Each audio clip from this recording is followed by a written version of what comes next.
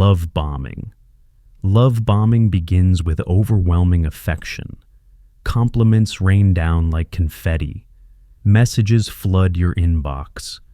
You're the best thing that's ever happened to me. I've never felt this way before.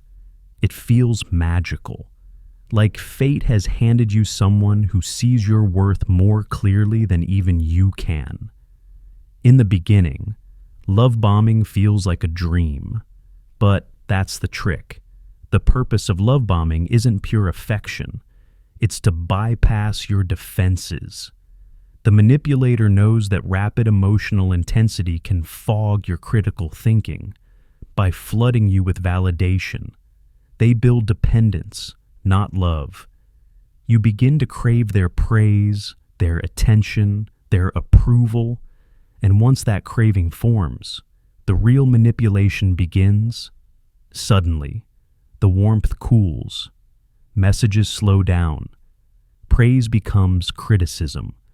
The same person who once called you their soulmate now questions your loyalty, accuses you of being distant, or threatens to pull away if you don't try harder. You're left confused, desperate to win back the affection you were once given so freely. That's the hook. The love bomber creates emotional highs so that the absence of them feels like withdrawal. You chase their affection like a drug, even when it comes at the cost of your self-worth. Love bombing doesn't just happen in romantic relationships.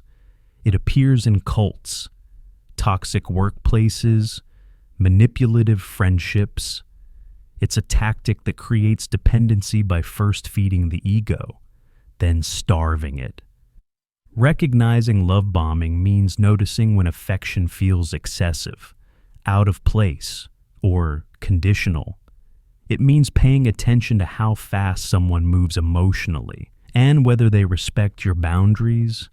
Real love is steady, not sensational. It grows in time, not in explosions.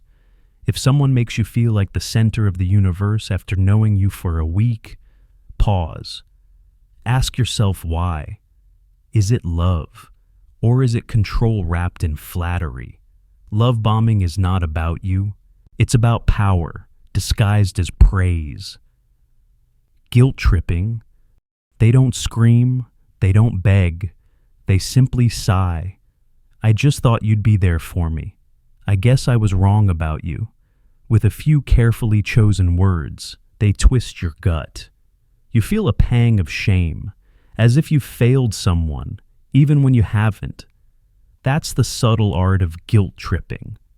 Unlike open confrontation, guilt tripping hides behind emotional fragility. It's not about stating needs. It's about weaponizing disappointment. The manipulator plays the victim, not because they are, but because it grants them power. When you feel responsible for their pain, they control your next move. You cancel plans. You over-explain.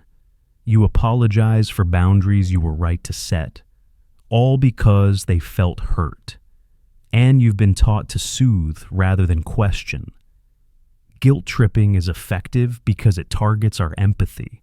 Most of us don't want to hurt others, but manipulators know this, and they exploit it. The message is unspoken. If you were really a good person, you wouldn't make me feel this way. So, you try harder, you give more, you tiptoe. Over time, your actions become less about your own values and more about avoiding their emotional punishments. You don't want to be the bad guy. You don't want to see that disappointed look again. And so, you comply, not from choice, but from guilt. The damage builds slowly. Your needs shrink in the shadow of their feelings. You second-guess your instincts. You apologize too much, for too little, and worst of all, you begin to internalize the lie that you are somehow failing someone just by being yourself. Breaking free from guilt tripping means relearning a radical truth. You are not responsible for other people's emotional reactions to your healthy boundaries. Feeling guilty doesn't always mean you've done something wrong. It often means you're growing. Next time someone says, "I guess you don't care," pause, breathe. Ask yourself, is that true? Or are they trying to make you feel smaller so they can feel bigger? Because real relationships aren't fueled by guilt. They're built on respect and permission to say no without punishment. Gaslighting. It begins with a flicker of doubt. You're sure you said something, but they deny it. You remember a moment clearly, but they insist it didn't happen that way. At first, it seems like a misunderstanding. Then it becomes a pattern. And slowly, what you question is yourself. Gaslighting is one of the most insidious psychological manipulations, not because it's loud, but because it's subtle. It doesn't attack you. It rewrites you. It reshapes your memory, your perception, your trust in your own reality.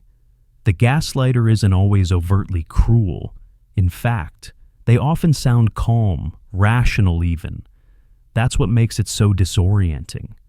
When you bring up something they did, they respond with a smile. You're being dramatic. You always make things up. You're too sensitive. Each comment chips away at your certainty. Over time, your internal compass, the one that tells you what's true, what's right, what's real, begins to erode. You start second-guessing everything. Maybe I misunderstood. Maybe I am overreacting. Maybe I really am the problem. That's the goal. The more confused you are, the more control they have. You look to them for clarity, for confirmation, for truth, forgetting that you once had those things inside you. The gaslighter doesn't just lie to you. They convince you to lie to yourself. And here's the terrifying part. It works. Even intelligent, emotionally aware people can fall into it. Not because they're weak, but because gaslighting works through love, trust, and familiarity. It happens in relationships, families, workplaces, anywhere someone can use closeness as camouflage. But here's the truth they don't want you to realize. Your memory is valid. Your emotions are signals, not errors. Your confusion is not a flaw. It's a symptom of being deceived.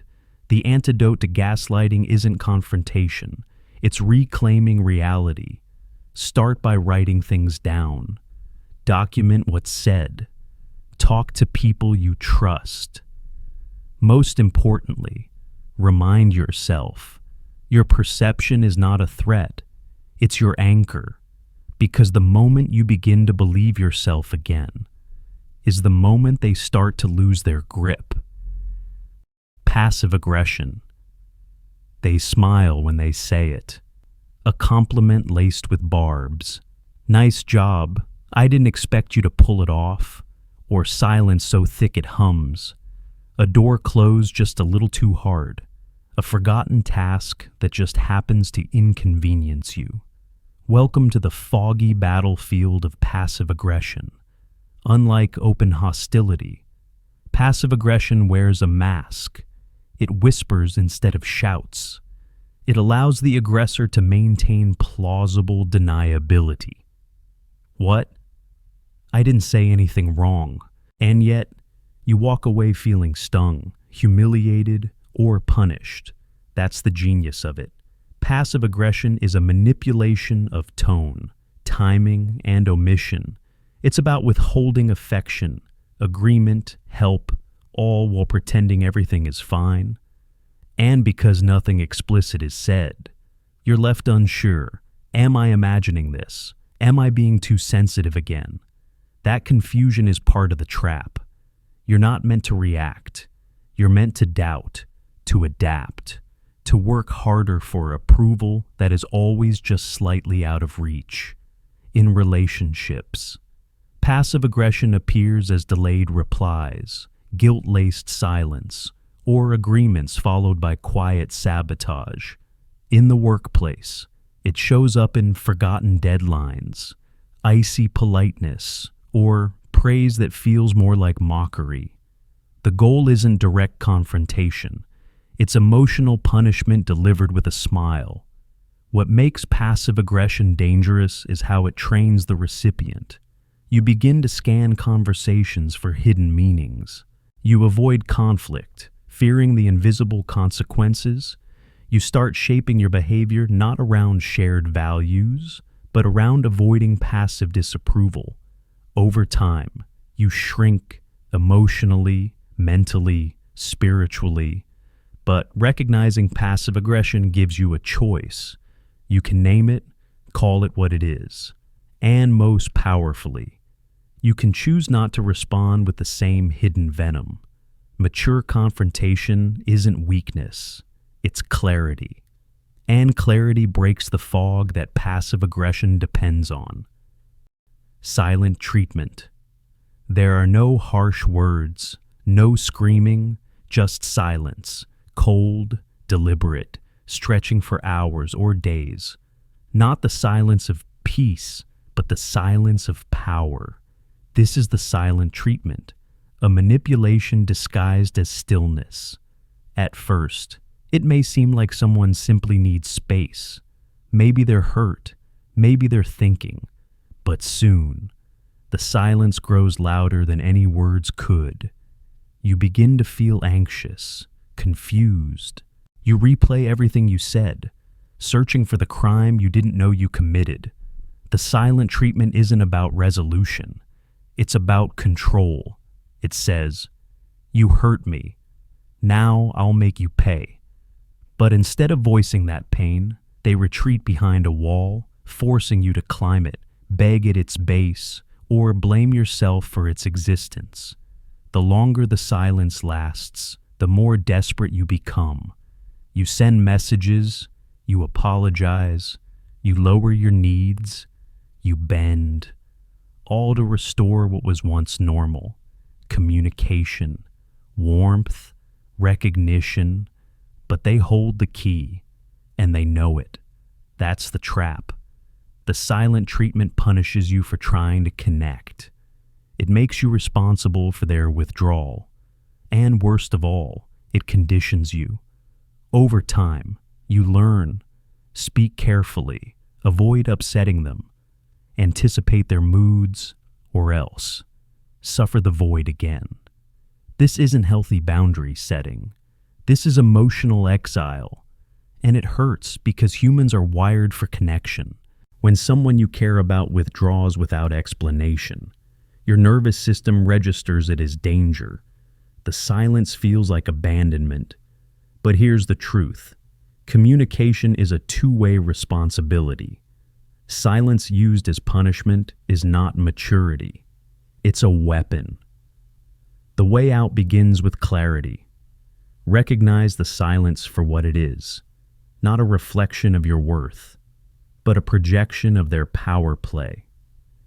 Healthy relationships don't rely on exile.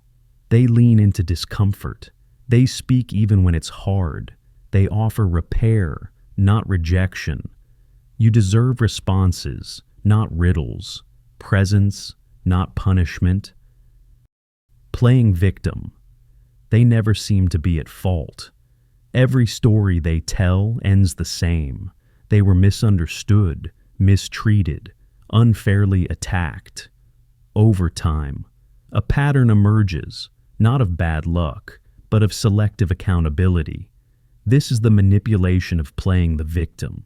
It's a tactic that hides behind fragility. The person weaponizes their pain, real or exaggerated, to escape responsibility or gain power. The moment they're challenged, they retreat into sorrow. Tears, trembling voices, stories of past betrayal, all flood the space where a conversation once was. And suddenly, you're not talking about what they did. You're comforting them. You find yourself walking on emotional eggshells. Any feedback might trigger collapse. Any disagreement becomes an attack. So you start editing your words. You suppress your needs. You silence your boundaries, all to protect their feelings. But underneath the surface, a power dynamic is taking shape. Playing the victim isn't about being vulnerable. Vulnerability invites connection. This invites submission. It flips the roles. The person who caused harm becomes the one we must protect, and the person harmed becomes the one accused of being too harsh.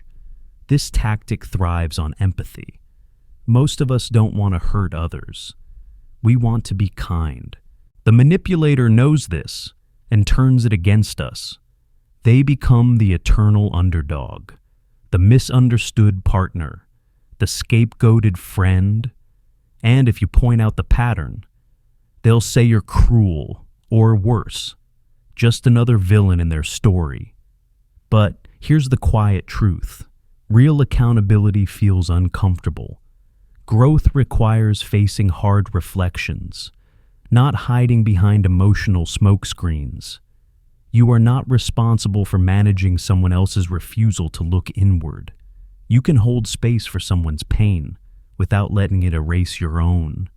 So, when the victim card appears too often, too conveniently, ask yourself, whose voice has gone silent in this story? Because often, the one being manipulated is the one being silenced. Triangulation. You thought it was just between the two of you, a conflict, a disagreement, a misunderstanding, but suddenly, a third person's opinion slips into the room. Well, Alex agrees with me. Or, everyone else thinks you're being dramatic. You weren't having a conversation. You were being outnumbered. This is triangulation, a subtle, strategic insertion of a third party to shift power and perception. The goal is rarely honest mediation. It's control. The manipulator introduces someone else, real or imagined, to back their position and make you doubt your own. Now, it's not just me versus you, but us versus you. Isolation wrapped in consensus. Triangulation breeds insecurity. It causes you to second-guess yourself, to wonder if you're really the problem, if everyone sees it that way. Maybe they're right. It's not just a disagreement. It's social proof, wielded as a blade. And it works because humans are tribal. We fear exclusion. The moment we sense that others are turning against us, we start to fold inward, apologize more, soften our opinions, even suppress our truth. In relationships, triangulation might look like comparing you to an ex. In families, it's pitting one sibling against another. In the workplace, it's managing by gossip, manipulating teams through whispers and alliances. The damage runs deep. Over time, it erodes trust, not just with the manipulator, but with everyone involved. You begin to see others as threats, even when they're not. You withdraw, you isolate, and the manipulator stands untouched, having orchestrated a theater of conflict without ever appearing on stage. But there's a way out. Name the triangle.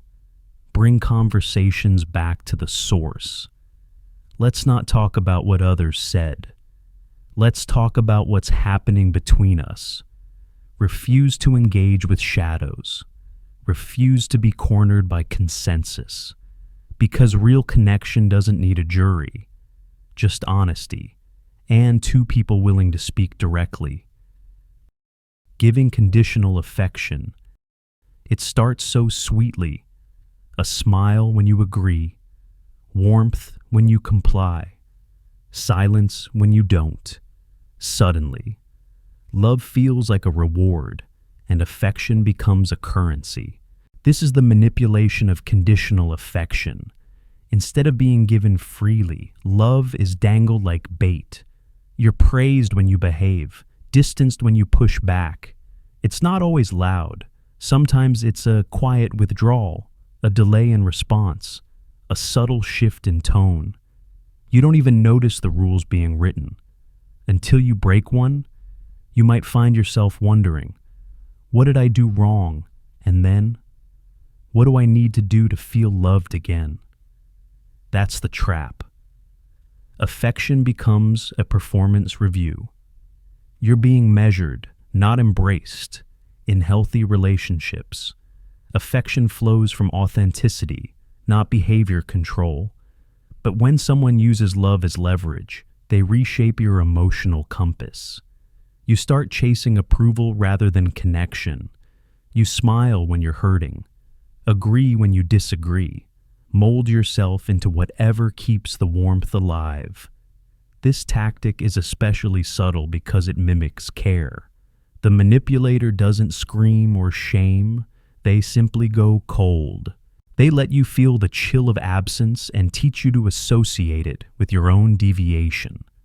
Over time, you internalize the belief, love must be earned, and I must earn it constantly. It appears in romantic relationships, in families, even in friendships.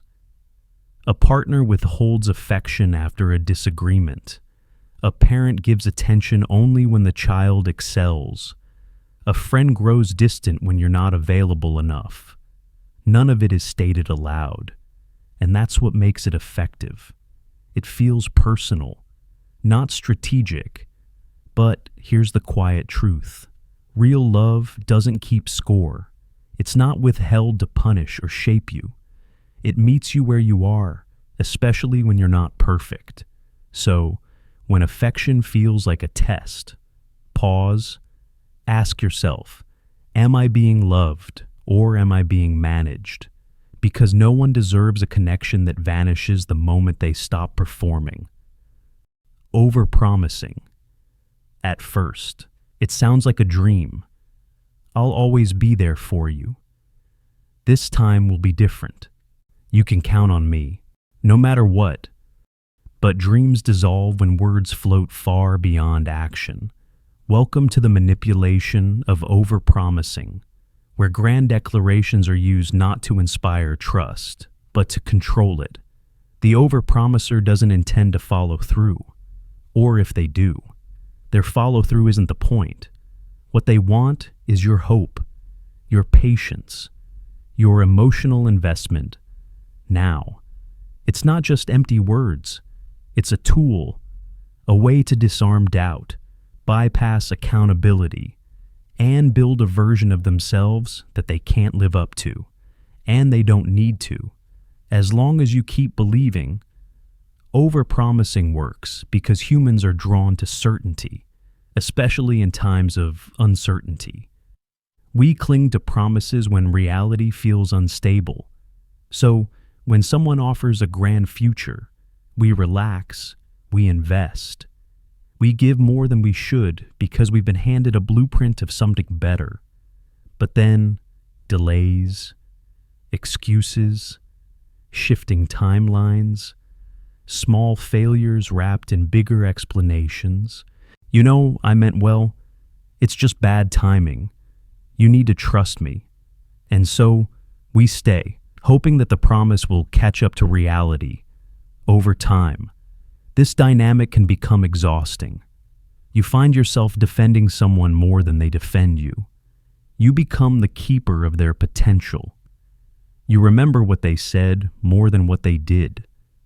In personal relationships, overpromising may sound like vows made too soon, or apologies with no change. In the workplace, it can look like inflated commitments to gain support or loyalty, with no plan to deliver. In both cases, it's about shaping perception, not honoring action. But reality speaks louder than reassurance. And the longer you wait on a promise without motion, the more it becomes a leash. So ask, are they painting a future or avoiding the present? Because true intention doesn't live in grand statements. It lives in small, consistent steps. And trust, once stretched too far, does not return to its original shape. Selective memory. They forget, but only the parts that matter to you. They remember, but only the parts that justify themselves. This is not forgetfulness. This is selective memory. It's a subtle form of manipulation where memory becomes a weapon, not to preserve truth, but to bend it. The manipulator doesn't deny what happened outright. They simply edit the version they keep. They downplay their mistakes. They amplify yours. They forget promises made. They recall slights in vivid detail. The danger lies in the plausibility. Everyone forgets things sometimes. So, when they say, "I don't remember it that way," you hesitate. When they say, "That's not what I said," you second guess. And when they confidently retell the past, you begin to doubt your own timeline. Over time, this rewiring of shared history creates instability. Conversations feel like shifting sands. You begin to keep mental receipts. You replay moments in your head. You try to hold on to your version of events because theirs is louder and more persistent. Selective memory creates a psychological imbalance. The manipulator claims the role of historian. They define what's real. They rewrite the narrative in a way that always leaves them reasonable, justified, or hurt, and you, irrational or forgetful. It can sound like, "I never said that." You're overreacting. Again. We already talked about this. You just forgot. This isn't just about winning arguments. It's about shaping the emotional landscape of the relationship. If they can rewrite the past, they can control the present and steer the future. And the more they gaslight with memory, the more you doubt your own internal compass. But here's the quiet truth. Memory isn't perfect, but consistent distortion is not innocent. When someone's version of events always favors them, that's not coincidence. It's control. You don't have to be a perfect recorder of history to know how you felt. You don't need timestamps to trust your emotional truth. So, when memory is weaponized, protect your reality, keep a journal, write things down, speak up, not to win the story, but to preserve your sanity, because shared truth is the foundation of trust, and without it, every conversation becomes a contest, and every moment, a potential revision. Scarcity framing. Only 3 left. Limited time offer. This chance won't come again. Scarcity framing plays on a deep, primal instinct, the fear of missing out. When something seems rare or exclusive, we assign it more value. When a door seems like it's closing, we rush to walk through it, even if we're not sure what's on the other side. This tactic thrives not by offering more, but by threatening less. The manipulator doesn't need to convince you something is good. They just need to make you believe it might disappear. And suddenly, you're less rational and more reactive. You act faster, decide quicker, and surrender caution, because time feels like a trap. In relationships, scarcity might sound like, "You'll never find someone like me again. If you don't say yes now, I'll move on." Or worse, "I don't open up to just anyone. Don't ruin this." In marketing, it's even more calculated. Countdown timers, X people are viewing this, or fabricated limits on products. Not to inform you, but to make you panic. Scarcity framing works because it hijacks the part of our brain wired for survival. In ancient times, missing a scarce opportunity could mean starvation. Today, we react the same way, not to food, but to attention, affection, or approval. Our logic gets bypassed by urgency. The result: we commit before we're ready. We buy what we don't need. We stay in situations we should have questioned, all because someone framed the moment as fleeting. But true value doesn't vanish when given space. Real opportunity allows time to breathe, and any offer that evaporates under scrutiny probably wasn't worth taking in the first place. So, pause. Ask yourself, would I still want this if I didn't feel rushed? Because urgency is not always clarity, and sometimes now or never really just means walk away. Authority bias. He wears a lab coat. She speaks from a podium. They have titles, diplomas, uniforms, or simply the right tone of voice. And somehow, we listen. Authority bias is the tendency to give more weight to someone's words simply because they seem important, not because what they say is true. This bias begins early. We're taught to obey teachers, parents, police, priests, and in many cases, this keeps society functional. But manipulators and systems exploit this mental shortcut. It sounds like, trust me, I've been doing this for years. I'm a doctor. This is industry standard. Or even, that's just how it is. No explanation, no accountability, just an implied hierarchy. And you're not at the top.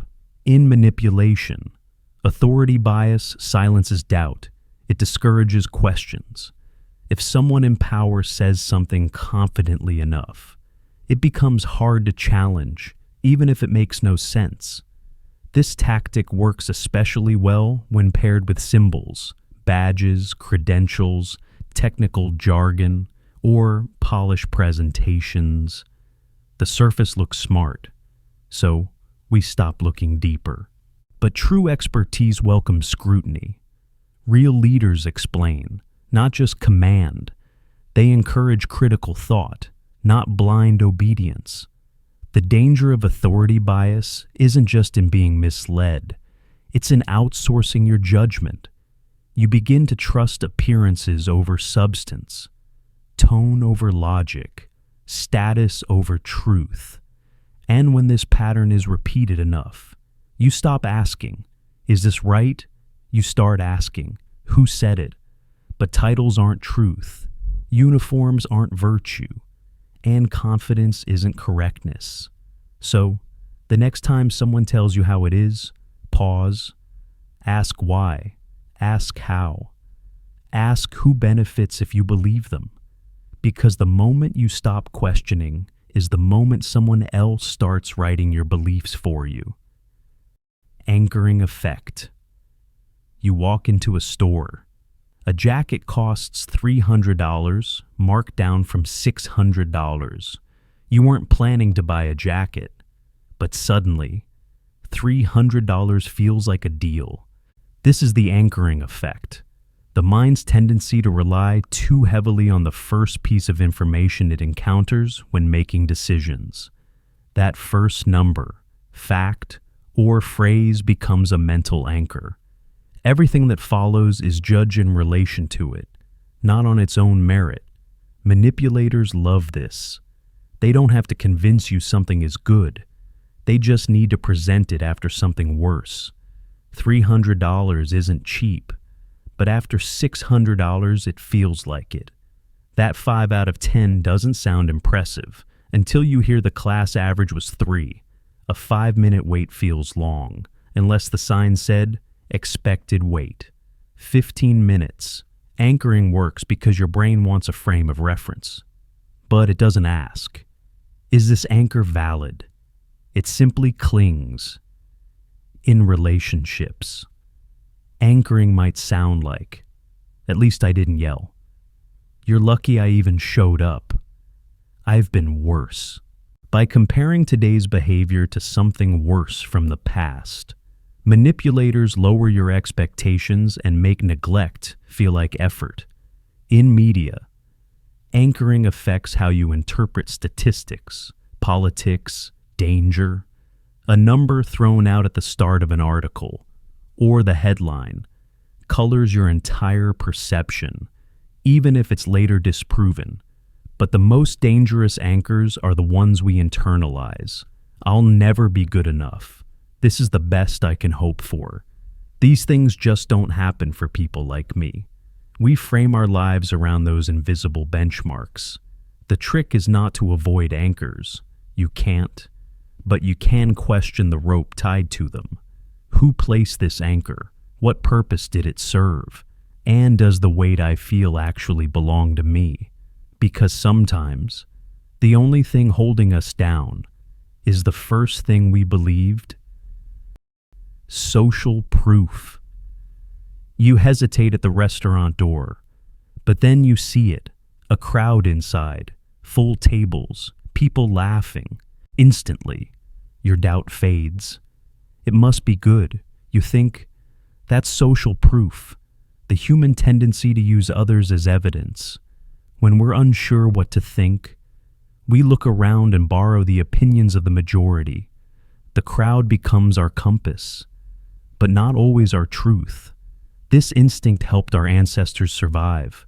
If everyone ran, we ran. If the tribe ate it, it was probably safe. But in today's world, where manipulation wears a smile and comes with likes, reviews, and retweets, this instinct becomes a tool. A product says, bestseller. A post has 1 million views. A speaker claims, thousands agree, and we lean in. Not because we believe, but because others do. Social proof doesn't prove something is true. It proves something is popular. And popularity is easy to fake. Fake reviews, bot followers, laugh tracks, applause signs, a line outside a store, paid for, all designed to create one illusion. Everyone else is already convinced. In relationships, it can look like group pressure. They all think you're overreacting. No one else had a problem with it. Or even silence. The absence of disagreement becomes agreement. And slowly, your doubt turns inward. You start thinking, maybe I'm wrong. Maybe I'm the problem. But the truth doesn't become more true just because it echoes. And lies don't vanish when they're shouted by many. The voice of the crowd is loud, but not always wise. And sometimes, the only honest voice is the one still whispering inside you. So the next time the world seems unanimous, pause. Not all noise is truth. Not all followers are real. And not all silence is consent. Default options. You open a new app. It asks for permissions, location, notifications, data sharing. All boxes are already checked. You hesitate, but you don't uncheck. Why? Because the defaults feel safe, designed, meant to be. That's the power of default options. They are not neutral. They are nudges. Silent suggestions dressed up as normalcy. And most people, most of the time, will choose them without resistance. We assume default means recommended, or harmless, or efficient. But really, it means someone else already made the first decision for you. From how your phone settings are configured, to how your insurance plan is pre-selected, to how cookies are accepted on every website you visit. Default options are everywhere, and they whisper, just leave it, it's fine. But who benefits from that default? You, or the designer who knows you're too tired, distracted, or busy to dig into settings. Manipulators use default options to steer behavior while preserving the illusion of freedom. No force, no demand, just convenience. In relationships, this can appear as expectations so ingrained you never question them. We always do it this way. You know I'm like this. Don't make this complicated. They're emotional defaults, pre-wired reactions, unspoken assumptions, silent agreements you didn't sign but keep living by. The more tired you are, the more default you become. We drift back to routine when we lack clarity. We settle for what's handed to us when we don't pause to examine. But here's the thing. Changing a default takes effort, but not rebellion. It starts with noticing, What is set by someone else? What have you agreed to simply by not resisting? Sometimes, real freedom isn't choosing from a list. It's realizing you didn't write the list at all. Loss aversion. Imagine this. You're offered $100, but then you're told if you flip a coin, you could either double it or lose it all. Most people walk away. Why? Because losing hurts more than gaining feels good. That's loss aversion. We don't fear missing out on wins. We fear the sting of loss. Even potential loss, even imagined loss, carries more emotional weight than actual gains. Marketers know this. Only 2 seats left. Sale ends in 3 hours. Don't lose your discount. It's not about what you'll get. It's about what you'll lose if you hesitate. This bias is why free trials work so well. Once you've had it, the music, the features, the comfort, giving it up feels like a loss. Even if you never paid, it's why manipulators give before they ask. A gift, a favor, a gesture. Now you feel indebted, and the thought of pulling away, of saying no, feels like betrayal, like loss. In relationships, this trick wears softer masks. If you leave, you'll regret it. Think about all we've built. Don't throw this away. But what's being lost might only be control, comfort, a pattern that served someone else. Loss aversion keeps people in bad jobs, toxic circles, and one-sided commitments, not because they're gaining something, but because they fear what walking away might cost. And it doesn't stop with things. We grieve lost time, lost identities, lost versions of ourselves we never truly were. But not all loss is bad. Sometimes. What we fear losing is the very thing holding us back. Freedom often feels like loss at first. The loss of familiarity, of certainty, of someone else's approval. But only through that discomfort do we reclaim what's ours. So next time you feel the pressure to hold on, pause. Ask not what you'll lose, but what you might finally gain. Fear appeals. You're watching a political ad. The screen shows riots, burning streets, broken homes. Then a voice says, "This is what happens if you don't vote right." No facts, no details, just a story and fear. That's fear appeal. It's not about logic. It's about emotion. The raw, visceral kind. The kind that bypasses thought and goes straight to the gut. Fear appeals work by painting futures, not with brushstrokes of hope, but with shadows. If you don't act now, something terrible will happen. If you question this, you'll be punished. If you leave, you'll regret it. It's the favorite tool of insurance ads, authoritarian leaders, and manipulative partners alike. Because fear shrinks the mind. It narrows your world into a simple choice: comply or suffer. In marketing, it's your family might be at risk. Hackers could already have your data. Don't be the only one unprotected. In parenting, you'll fail if you don't study. You'll embarrass us if you behave like that. In toxic love, no one else will love you. You're nothing without me. It doesn't have to be overt. Fear appeals thrive in subtlety, in suggestions, in imagery, in what's left unsaid. They don't invite you to think. They push you to react. But here's the secret. Fear can motivate, but it can also freeze. It paralyzes reason. It shrinks choice.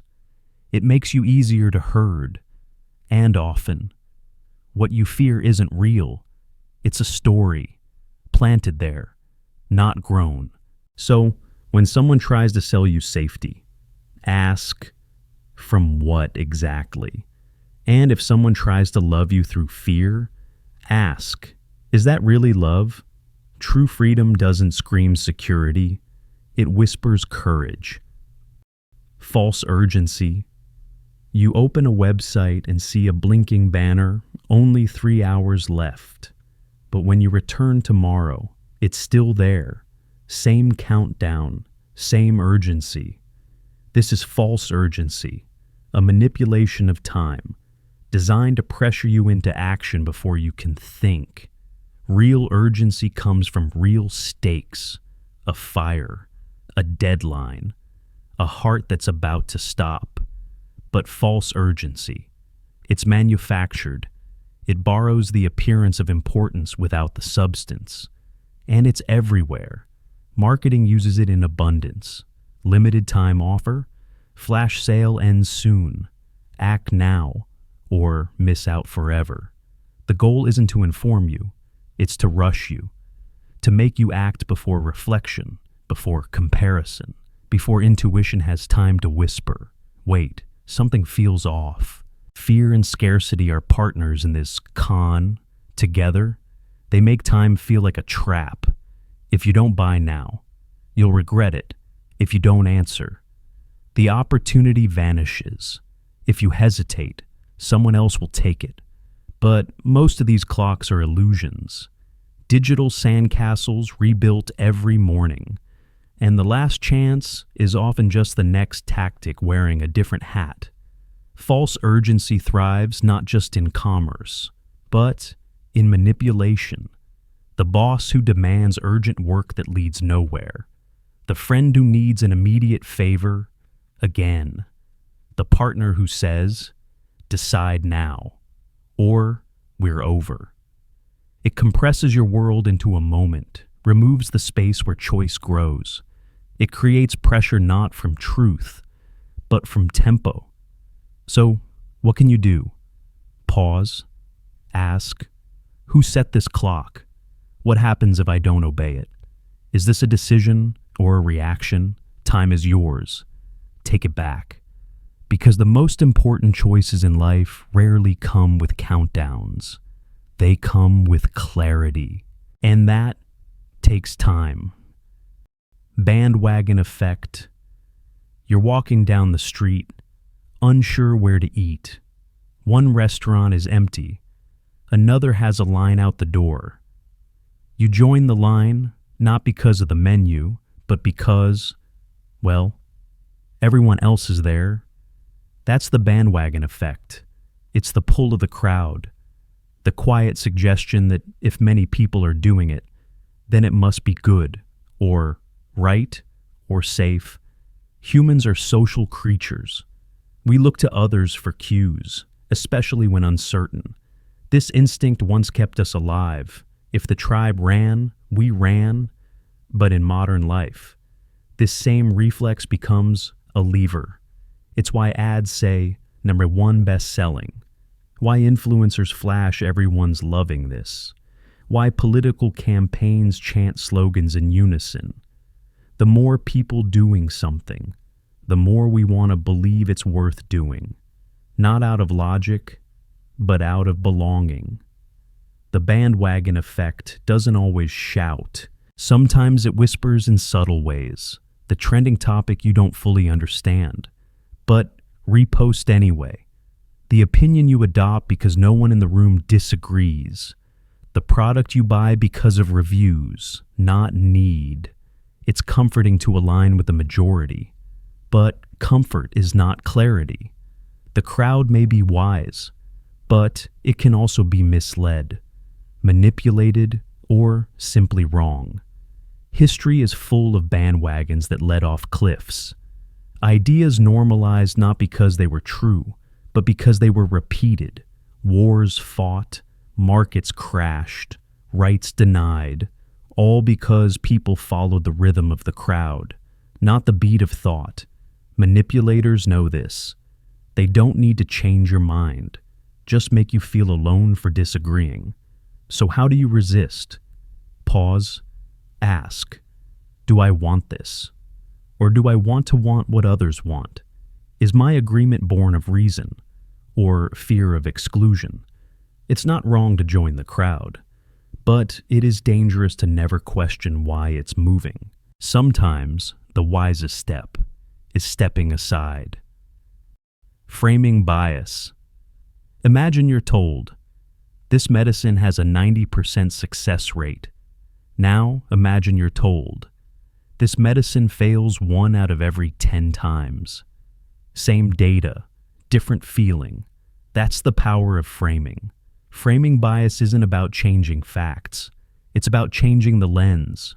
The same truth can inspire hope or fear, depending on how it's delivered. It's not deception through lies. It's persuasion through emphasis. Words are containers. They don't just hold meaning, they shape it. Is it a freedom fighter or a rebel? Is it collateral damage or civilian death? Is the glass half full or half empty? Each choice guides emotion, suggests a stance, nudges your judgment before you even realize you're being steered. And the trick is, most framing feels invisible. It slips under the radar, baked into headlines, speeches, statistics. The news doesn't say what to think. It shows you how to think it. Your brain completes the rest. Framing bias is a favorite tool of advertisers, politicians, even those closest to you. This offer is a steal, makes it feel valuable. You always do this frames a habit, not an action. You wouldn't understand frames you as incapable before facts even arrive. The danger is not just in being misled. It's in not noticing the frame at all, mistaking the picture for the whole view. So, how do we resist? Step back, reframe the frame, ask, what's not being said? What would the opposite framing sound like? Am I reacting to facts or the way they were packaged? Truth can be told in many ways, but clarity only comes when you see the shape of the words, not just their sound. So, next time you hear a claim, don't just look at what's inside, look at the frame it came in. Foot in the door? It starts small, a friend asks. Can you help me move this one box? You say yes. An hour later, you're lifting furniture, rearranging their whole apartment. You wonder, how did I end up here? That's foot in the door. It's a technique built on momentum. Say yes once, even to something tiny, and you're more likely to say yes again and again. Not because you want to, but because you've started down a path. It's not just social, it's psychological. When we commit to an action, we start aligning our identity with that action. I'm helpful, I'm agreeable, I'm already involved. Backing out would mean confronting dissonance, and our minds hate dissonance. So we keep saying yes, not to them, but to the version of ourselves we think we're becoming. Marketers know this. They ask for your email before the sale. They get you to click yes before showing the price. Each step is a small door. Each door leads to a larger one. Cult recruiters start with friendship. Manipulative partners start with flattery. It always seems innocent at first, because it is. Until you've given so much, you forget where your boundary used to be. Foot in the door isn't evil by nature. It's how we build trust, how habits form, how change begins, even good change. But in the wrong hands, it becomes slow erosion, not a flood, but a drip. So, how do you protect yourself? Pause after the first yes. Ask, am I still choosing? Or just continuing? Would I say yes now if this were the first request? Because manipulation rarely barges in. It knocks politely and waits for you to open. Just a little. Door in the face. Imagine a stranger asks you for $500. You recoil. Of course, it's too much. Then they quickly follow up. Okay, how about just $20? Relatively speaking, it suddenly feels reasonable. This is the door in the face technique. Start with something big. something the other person is almost certain to reject, then back down to what you really wanted all along. It creates a contrast effect. Your brain doesn't evaluate $20 on its own. It compares it to what came before, the $500. And in that comparison, $20 feels like a relief. What's happening under the surface is reciprocity. You said no. They compromised. Now. You feel pressured to compromise too. It's not logic. It's social instinct. Salespeople do it with deluxe packages. Leaders do it with policies. Even friends do it. Come on, just watch the whole season with me. No, fine, just the pilot. By refusing the extreme, you're softened for the moderate. You think you've stood your ground, but the ground has shifted beneath you. This technique is powerful because it leverages your desire to be fair, to not seem too rigid, to meet others halfway. But halfway is still somewhere they've chosen. And over time, those compromises stack. You find yourself saying yes to things you never meant to allow, not because you were fooled, but because you were worn down. So, how do you resist? Notice the rhythm. Big ask, rejection, quick retreat. It's not coincidence. It's choreography. Don't evaluate offers in sequence. Break the frame. Ask. If I only saw this second option, would I still agree? Because sometimes, the first ask is never meant to be accepted. It's just a decoy, a knock too loud. So you'll welcome the softer one. Sunk cost fallacy.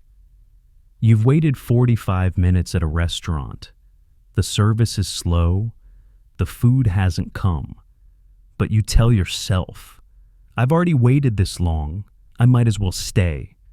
That, right there, is the sunk cost fallacy. It's the irrational attachment to what can't be recovered. Time, money, energy, emotions. Once we've invested something, our minds crave completion. We feel that walking away would mean all that effort was wasted. So we stay, we continue, we double down, even when we're miserable. This fallacy creeps into every corner of life. Relationships that no longer serve us. Projects we no longer believe in. Careers we've outgrown. Arguments we know we've lost. We push forward not because it's right, but because we already pushed before. The trap is subtle. It disguises itself as loyalty, as persistence, as strength. But sometimes, walking away is strength, and staying is surrender. The fallacy works because we confuse two different questions. What have I invested? Versus, is it still worth it? The first is emotional. The second is rational. But the emotional voice is louder.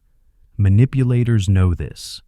They get you to invest in time, in hope, in reputation, and then they shift the goalposts, make you chase closure, make you prove your own effort wasn't for nothing. But not everything must be redeemed. Not every cost must be justified. Sometimes, cutting your losses isn't failure, it's freedom.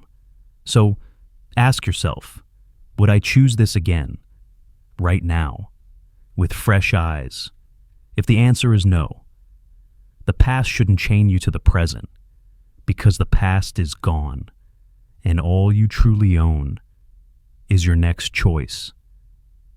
Illusory truth effect. Say something once, it might be noticed. Say it twice, it might be remembered. Say it 10 times, it starts to feel true. That's the illusory truth effect. A psychological glitch where repetition breeds believability. It doesn't matter if the statement is false. The more we hear it, the more familiar it becomes. And our brains equate familiarity with truth. This isn't logic. It's cognitive ease, the comfort of something we've processed before. The brain likes shortcuts. If a sentence flows smoothly, if it sounds known, We drop our guard. Advertisers know it. Politicians know it. Propagandists master it. They don't need new arguments. They just need the same message, again and again, until resistance wears thin. Repetition legitimizes. It becomes a background hum. You stop noticing the words, but you feel their shape, a slow shaping of your inner narrative. Think of slogans, taglines, half-truths turned mantras. They're dangerous. Real men don't cry. Hard work always pays off. Everything happens for a reason. None of these are universal truths, but hear them enough times, and they feel true, even comforting. And once that feeling settles, questioning them feels unnatural. You start to defend the very ideas that were planted. This effect is dangerous not because people lie, but because lies don't need to convince you. They just need to linger. So how do you resist? Slow down. Ask yourself, do I believe this because it's true, or because it sounds familiar? Seek novelty. Value discomfort. And remember, truth isn't measured by volume, but by evidence. Just because a bell rings again and again doesn't mean it's tolling for something real. The halo effect. He speaks with confidence, dresses well, has a charming smile. You haven't seen his resume. You haven't heard his arguments, but already you trust him. That's the halo effect. It's the mental shortcut where one positive trait creates an overall impression. Good looks imply intelligence. Kindness implies honesty. Success implies moral virtue. We fill in the blanks, not with facts, but with feelings. This trick is powerful because it operates quietly. You're not told someone is good. You feel they are. And your mind builds a story to support that feeling. It happens with people, with brands, with ideas. A tech company with sleek design feels ethical. A teacher who's warm in class is assumed competent. A celebrity who donates to charity is thought to be wise. But none of those links are guaranteed. The effect is manipulation when used deliberately, a tactic that hides flaws beneath a glow. Think of cult leaders, politicians, influencers. They perfect one trait and let the halo do the rest. They don't need to be right, fair, or even kind. They just need to be charismatic, or passionate, or beautiful. And once the halo shines, criticism becomes harder. We explain away mistakes, excuse bad behavior, even feel guilty for doubting. This isn't logic. It's lens distortion, the danger. You don't just misjudge others. You may choose wrongly, the wrong leader, the wrong idea, the wrong belief system. So, how do we step back?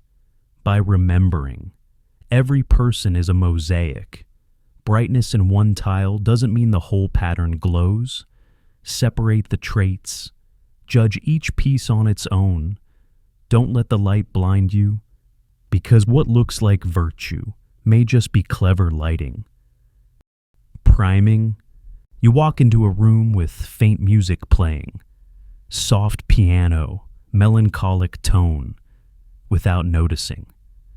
Your thoughts slow down. Your words feel heavier. And when asked a question, you answer more seriously. That's priming. Priming is the psychological process where exposure to a stimulus, even subtle, shapes your response to the next one. A word, a color, a smell, a phrase. None of them tell you what to think, but they prepare the frame you'll think in. Mention the word old, and people walk slower, flash a smiley face, and they're more likely to agree. Prime someone with success, and they rate a job applicant more favorably. It's not magic. It's mental momentum. Your mind takes what it's recently touched and paints it forward. Manipulators love this. A speaker starts by saying, "I know how hard life can be." Now your empathy is activated. An ad shows family dinners before selling insurance. Now your fear of loss is primed. Priming bypasses argument. It tunes the emotional station before the message even arrives. It's not just about what's said, it's when, where, and how. A red border increases urgency. A blue tone creates trust.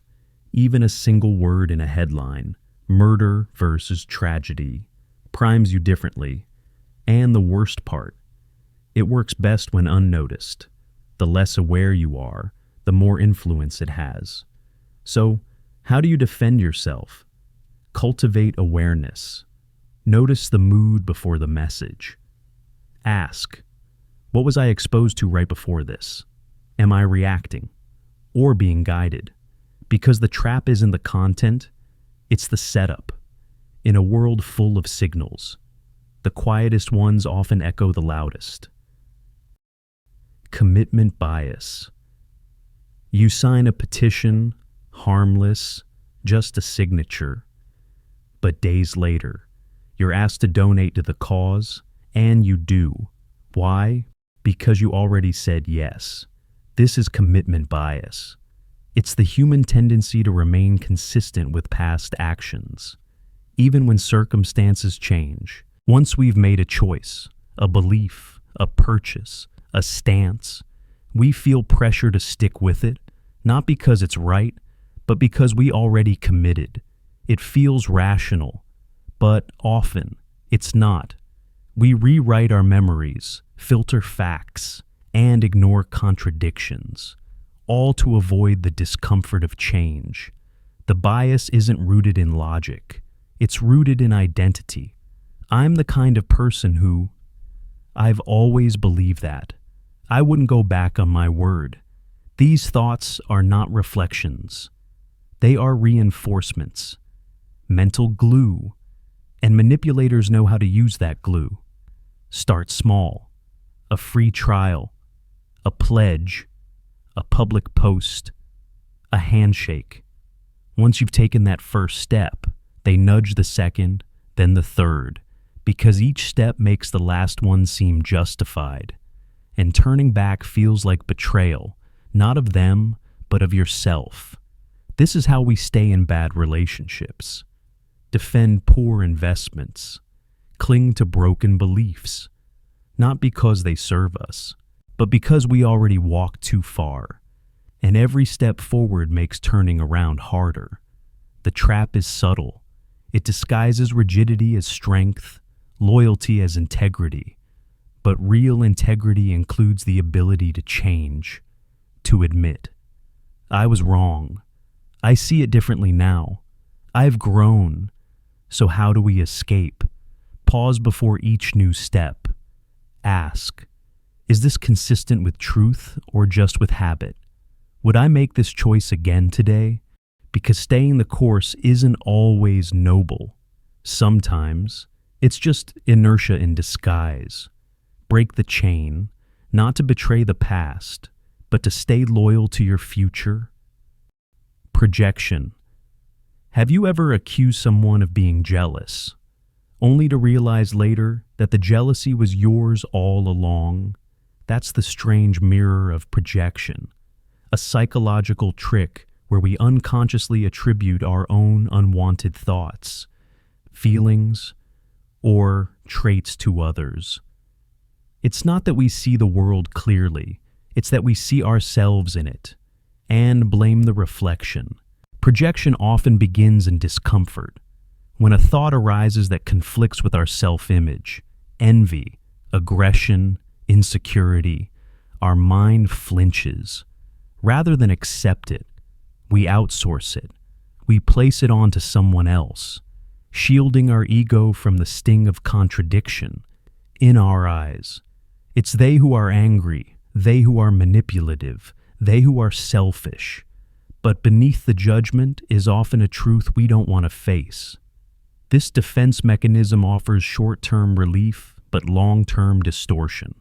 It severs us from accountability, blinds us to our impact, and turns relationships into arenas of misplaced blame. And it's not limited to individuals. Entire groups, cultures, and ideologies project, scapegoating others for what they fear within themselves. Manipulators can weaponize projection by provoking you into emotional reaction.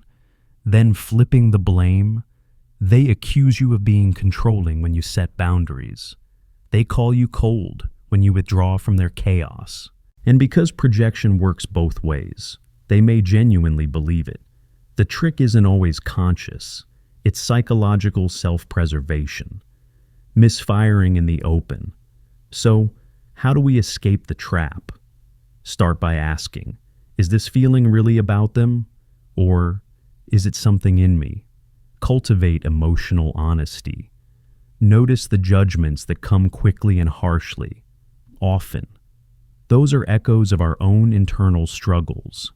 And when others project onto you, pause before reacting. You don't have to carry what isn't yours. You don't have to internalize their reflection. Projection reveals how often we are narrators in denial, writing stories about others to avoid reading the truth in ourselves. But by embracing self-awareness, we begin to see not just the mirror, but what lies behind it. Double bind. A double bind is not just a dilemma. It's a trap disguised as a choice. It occurs when every available option leads to some form of punishment or contradiction. No matter what you choose, you're wrong. No matter how you respond, you lose, and often. The most insidious double binds come wrapped in the language of care, obligation, or love. Why didn't you call me? I didn't want to bother you. So now you're keeping things from me. The rules shift, the ground moves, and you begin to feel like sanity itself is slipping. The more you try to explain, the more twisted the web becomes. This is the emotional architecture of the double bind, a psychological paradox where every door closes as soon as you open it. It's often used in toxic relationships and manipulative dynamics, especially where power imbalances exist. A parent who says, "You're free to live your life, but it would break my heart if you left." A partner who insists, "Be honest with me," and then erupts when you are. The words offer freedom. The consequences deliver punishment. Over time, the double bind wears down your sense of self. You begin to question your judgment, your perceptions, even your reality. You may stop making choices altogether, afraid of the consequences no matter what you do. This paralysis isn't weakness. It's the result of prolonged exposure to conflicting demands without the ability to resolve them. The damage runs deep because the trap is invisible. There's no clear villain, no obvious coercion, just contradiction layered upon contradiction, until the only consistency is your confusion. And when you try to confront it, the manipulator may say, "You're being too sensitive," or "You're imagining things," adding gaslight to bind. So, how do you break free? First, recognize the pattern. If you consistently feel punished regardless of your choices, pause. Ask yourself, am I being offered options or illusions of choice? Second, reclaim your agency. The only way out of a double bind is often to step outside the rules entirely, to refuse to play the game. That might mean saying no, walking away, or choosing silence over forced confession. The truth is, no real love or respect should require you to betray yourself in order to stay safe. If every option feels like a trap, maybe the only answer is to stop playing the part they've written for you and write your own. Euphemism masking, sometimes, Control doesn't arrive with force. It slips in quietly, wrapped in polite language. Euphemism masking is the psychological trick of using soft, vague, or sanitized terms to hide the true nature of an action, intention, or consequence. It's manipulation through vocabulary, where words are chosen not to illuminate reality, but to obscure it. Think of terms like collateral damage, which veils civilian deaths in war, or downsizing, which softens the pain of mass layoffs, enhanced interrogation instead of torture, correctional facility instead of prison. These aren't just words, they're disguises, engineered to make the intolerable feel acceptable and to dull our moral responses. In relationships, euphemism masking can turn toxic behavior into something supposedly benign. A partner who constantly criticizes may claim they're just being honest. Someone controlling your every move might say they're just worried about you. The abuser becomes passionate, the manipulator protective, the gaslighter concerned. The real intention, dominance, fear, power is hidden behind comforting semantics. This tactic works because language shapes perception. When we hear something framed gently, our defenses lower, we question less, resist less. Over time, we might even internalize these masks, using the same softened words to describe our pain. It's not abuse. He just loses control sometimes. They didn't fire me. It was a mutual decision. The distortion begins to rewrite our emotional truth. Euphemism masking isn't always malicious. Sometimes it's cultural, taught to help people cope.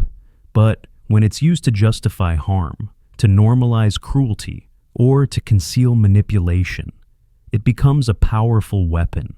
It trains us to ignore what we feel and believe only what we're told, as long as it sounds nice. To see through the mask. Ask, what is this really saying? Replace the euphemism with the raw truth and see how it lands. Instead of, he's just firm, try irregularly belittles others. Instead of, I'm overreacting, try my boundaries were crossed. When the truth is uncomfortable, that's often a sign it needs to be spoken, because in the end, clarity is power, and language should be a window, not a curtain. Us versus them conditioning.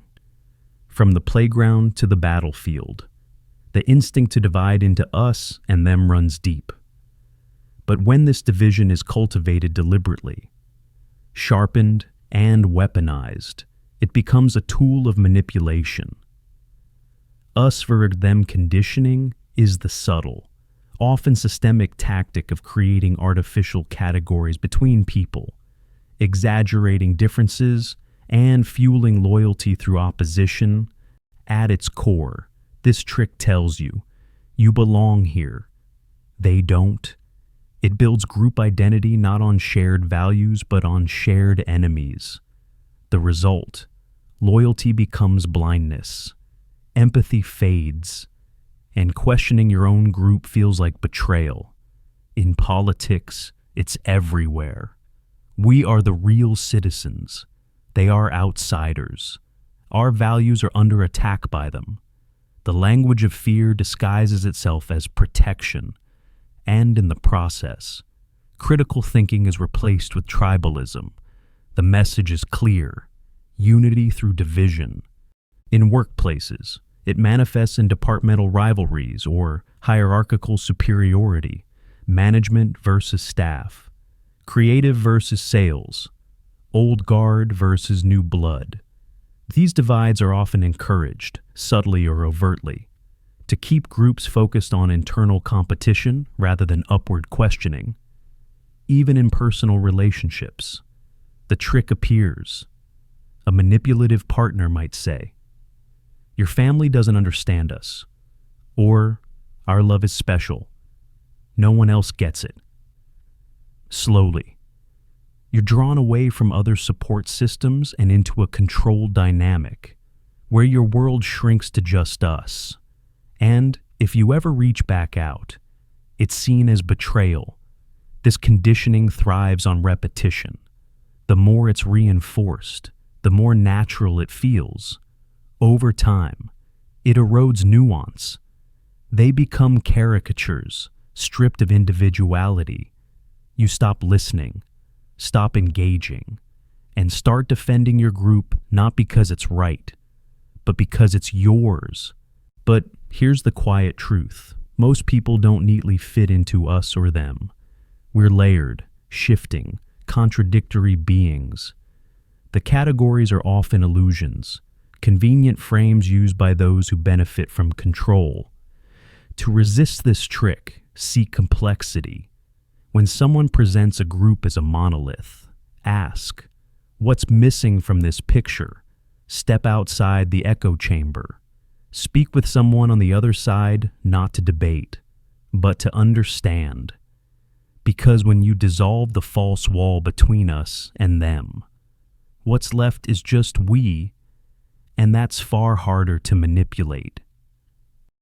Thought-terminating cliches. Sometimes, control doesn't require force, just the right phrase, repeated at the right moment. Thought-terminating cliches are short, familiar expressions used not to enlighten, but to end a conversation. They masquerade as wisdom, but their true purpose is to halt reflection, silence dissent, and protect fragile belief systems from scrutiny. You've heard them before. It is what it is. Don't overthink it. Everything happens for a reason. That's just how the world works. These sayings offer no real insight. Instead, they shut the door on deeper inquiry. They signal that the discussion is over, not because the issue is resolved, but because someone doesn't want to confront it. In relationships, they can be dismissive shields. When someone says, "You're being too sensitive," or "You always do this," it flattens emotional nuance into a convenient script. The goal isn't to understand, but to invalidate and move on. The listener is left stuck, not just unheard, but silenced by familiarity. In institutions, these cliches are used to maintain control without accountability. A workplace might say, "That's above your pay grade." A political figure might respond, "There's no easy answer," not as a call to nuance, but to escape responsibility. It sounds reasonable, but it's often a way to discourage uncomfortable questions. What makes this trick so effective is that it feels harmless. After all, who could argue with a cliche? They've been repeated so often, they feel like truths. And the more emotionally charged the situation, the more tempting they become. In moments of confusion or conflict, they offer a shortcut, a mental off switch that keeps us from sitting with discomfort. But if we stop thinking, someone else starts thinking for us. These phrases, when used manipulatively, are tools of mental compression, squeezing complex ideas into tiny boxes that leave no space to grow, to resist. Notice the moment when a conversation collapses into a cliche. Ask, is this helping me understand, or just helping me stop thinking? Then return to the question beneath the phrase, the emotion, the logic, the conflict that deserves attention, because truth doesn't fear inquiry. It invites it. And your mind was meant to wander, not to be parked by someone else's script. Gaslighted epistemology. There's a deeper form of gaslighting, one that doesn't just make you doubt your memory, but your very method of knowing. It's called gaslighted epistemology, the manipulation of how we determine what is true, valid, or trustworthy. It's not just about changing facts. It's about destabilizing your compass for discerning truth itself. It often starts subtly. You're told. You read too much into things. You're misinformed. That's not what really happened. At first, It's a challenge to your interpretation. But over time, the challenges erode your tools for thinking, what sources you trust, what logic you use, what emotions you feel, all slowly brought into question. In this manipulated state, even your own reasoning is suspect. You might think, I remember this clearly, but immediately doubt it. Maybe I'm biased, maybe I don't get it. The goal isn't to convince you of a different view.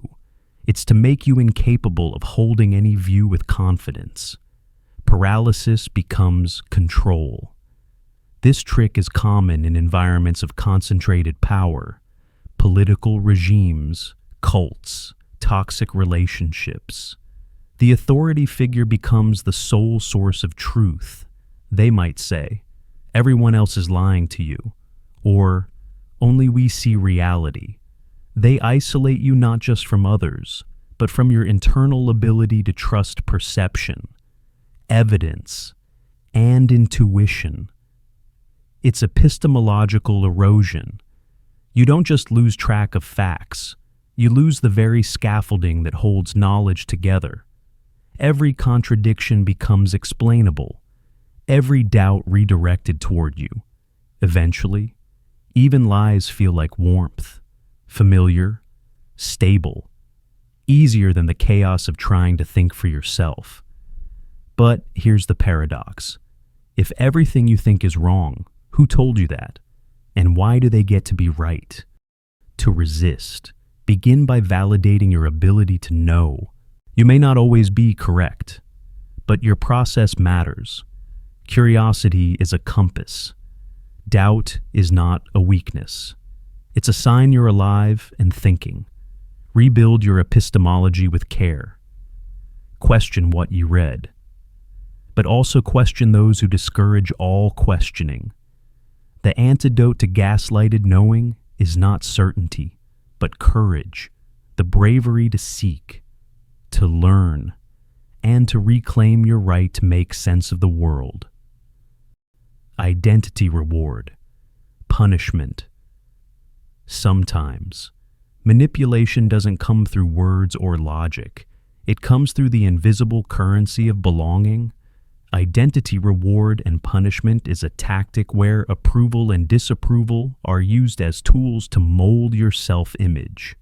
Until your sense of identity becomes something someone else controls. It often begins with praise. You're told, "You're such a good person for thinking that." Or, "Only real believers understand this." These aren't just compliments. They're rewards granted for compliance. Your worth becomes tethered to how well you conform to a group's beliefs, values, or behaviors. You feel good, but only within the lines they draw. Then comes the punishment. Subtle at first. A cold glance, a joke at your expense, exclusion from a conversation, then harsher. You've changed. You're not one of us anymore. That's disappointing. The message is clear. Your identity, your goodness, your belonging are conditional, not on who you are, but on what you think and how you behave. This tactic is especially powerful because it doesn't attack your ideas. It attacks you. It weaponizes our deep human need to be seen, accepted, and understood. When approval becomes a tool of control, self-expression becomes a risk. You begin to perform who you're supposed to be, rather than explore who you really are. Over time, this leads to internalized censorship. You hesitate before speaking, not because you doubt your thoughts, but because you fear losing the identity you've been rewarded for. You become fluent in the group's language, its rituals, its acceptable truths, and silence the parts of yourself that don't fit. This is identity shaped by strings, a puppet built on praise and rejection. And like all puppets, the illusion of movement hides the absence of freedom. But true selfhood can't survive in a reward-punishment loop. To reclaim it, You must learn to detach validation from truth. Being praised doesn't make a thought more right. Being rejected doesn't make it wrong. The real question is, who are you when no one is watching? When the applause stops? Do your beliefs remain? To escape this trick, begin by noticing what praise makes you chase and what silence makes you fear.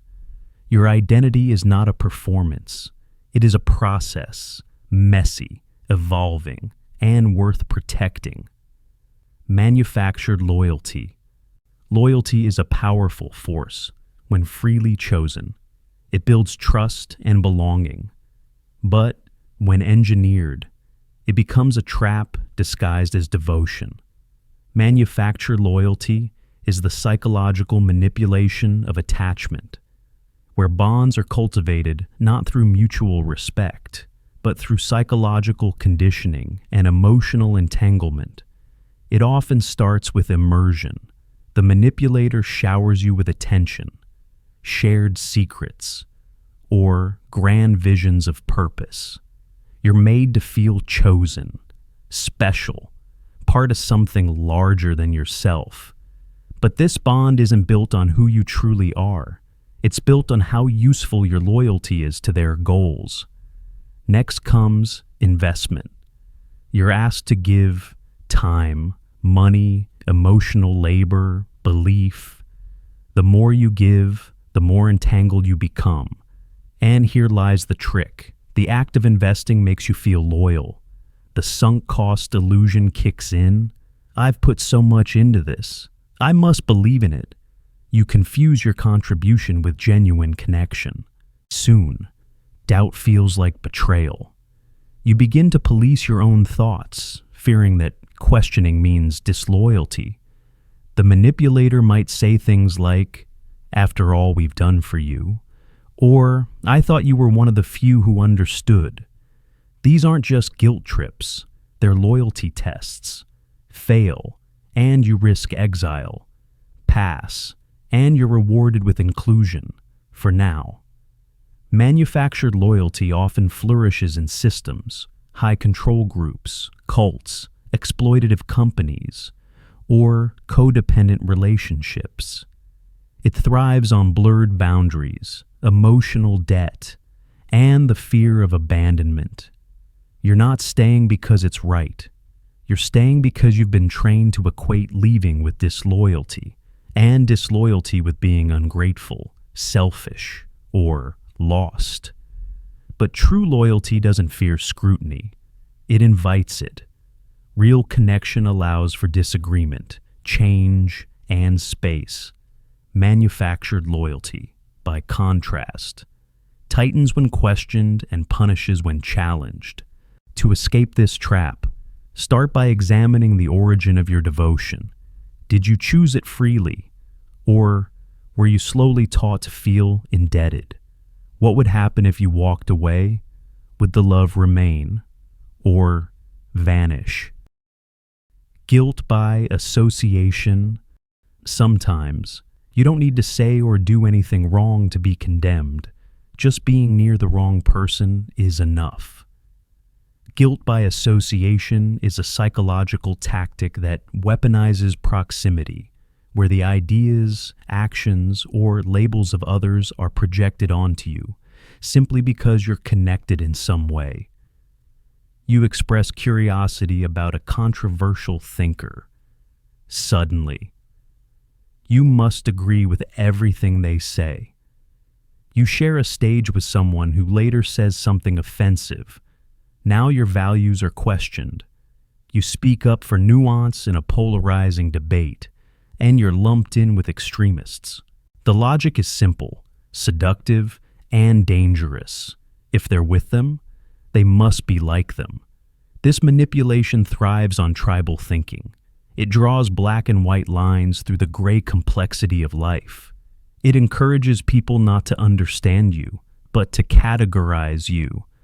And once you're placed in a category, every nuance is flattened. Your beliefs, your past, your intentions, none of it matters. You're guilty by connection. What makes this trick especially corrosive is how it discourages empathy and dialogue.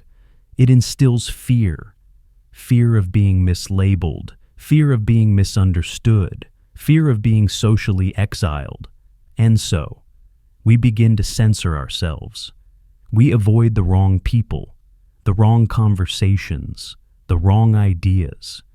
Not because we disagree, but because we fear the shadow that might fall on us. Over time, this leads to intellectual stagnation and moral cowardice. People stop speaking freely, not because they're wrong, but because association has become a verdict. Instead of asking, "What do you believe?" people ask, "Whose side are you on?" And the more this question dominates, the more divided and manipulated we become. Escaping guilt by association requires courage. Courage to think for yourself. Courage to stand near someone unpopular if you believe it matters. Courage to separate a person from a label, and a label from a sentence taken out of context. Because proximity is not proof. Connection is not complicity. And in a world where nuance is punished, defending it is a radical act. In-group signaling. Belonging is a primal need. Long before we had nations or ideologies, we had tribes, and with them, subtle ways of showing who was us and who wasn't. In-group signaling is a modern extension of this ancient instinct. It's not about communication, it's about confirmation. It's the wink, the slogan, the shared phrase, the meme. The message isn't what's said, it's who hears it and nods. This psychological manipulation functions like a password. Say the right things, wear the right symbols, express the right outrage, and you're in.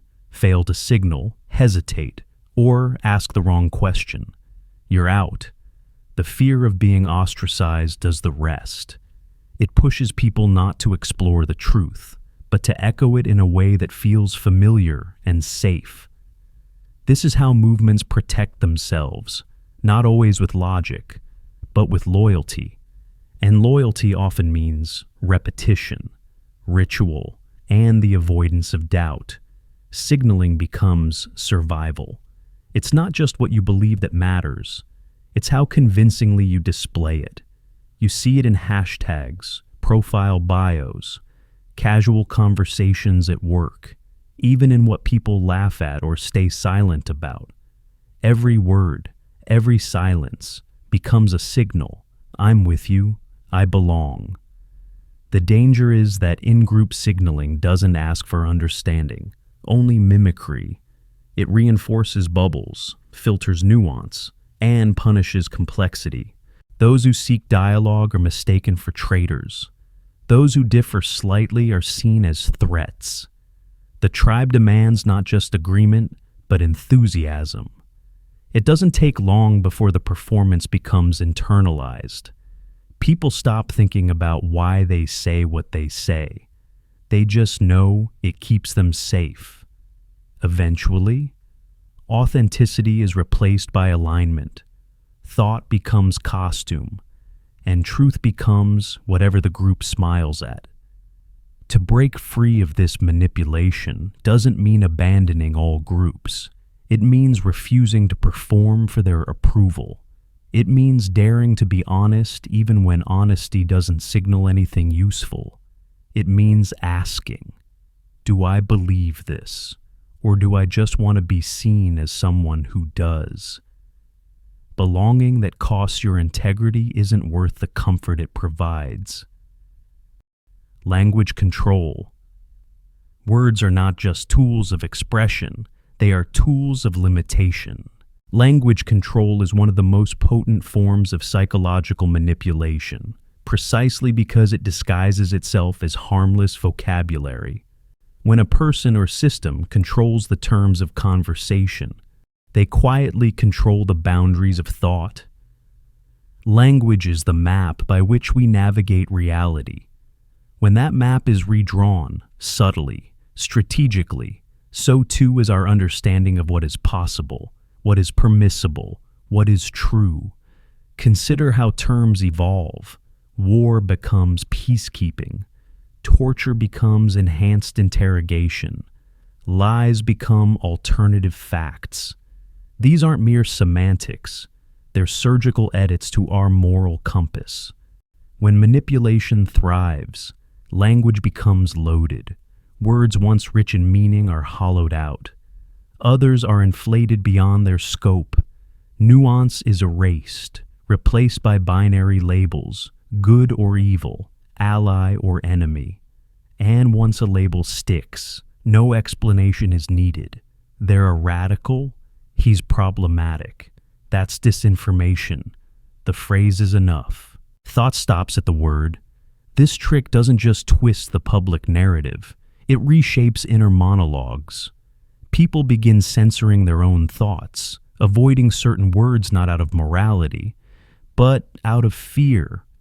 And eventually, if you can't say it, you struggle to even think it. The mind conforms to the language it's allowed to use. Language control doesn't need to ban ideas. It only needs to make them unspeakable, or worse, unthinkable. And when everyone speaks in the same scripted phrases, dissent doesn't disappear, it just becomes invisible. To resist this manipulation is not to reject language, but to reclaim it. It means being precise with words, curious about their roots, suspicious of euphemisms. It means asking, who benefits from this word being used or avoided? And most importantly, it means having the courage to speak plainly in a world that rewards clever fog. Because once we lose the freedom to describe reality, we begin to lose the freedom to experience it. Redefining words. Doublethink. Doublethink isn't just fiction. It's a practiced art in the real world. At the heart of it lies the deliberate redefinition of words. Not to clarify, but to distort, to blur. To create a world where contradictions coexist not despite logic, but because logic has been replaced with loyalty. This form of manipulation doesn't silence you. It hands you a dictionary rewritten by someone else. Freedom can now mean obedience. Justice can mean punishment. Love can be violence if done for your own good. The words remain familiar, comfortable, but their cores are hollowed out and filled with new, often contradictory meanings. The result: people begin to say things they no longer understand. Or worse, believe things that cancel themselves out. This is doublethink, the mental gymnastic of holding two conflicting beliefs as equally true. Without noticing the fracture, you're told to speak your truth, but only if it matches the sanctioned truth. You're encouraged to be free, but punished for using that freedom incorrectly. Over time, reality bends not to experience, but to approved interpretation. Redefining words is a subtle tyranny, unlike censorship, which blocks speech. This technique weaponizes it.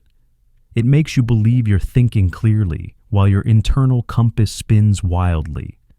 People begin defending their own control, policing themselves and others not out of malice, but out of genuine conviction. The more deeply they believe, the more easily they are trapped. What makes this trick especially dangerous is its emotional convenience. It provides quick answers, emotional righteousness, and a comforting sense of belonging. Complexity is erased, doubt is labeled betrayal, and every conversation becomes an opportunity to repeat, not to reflect.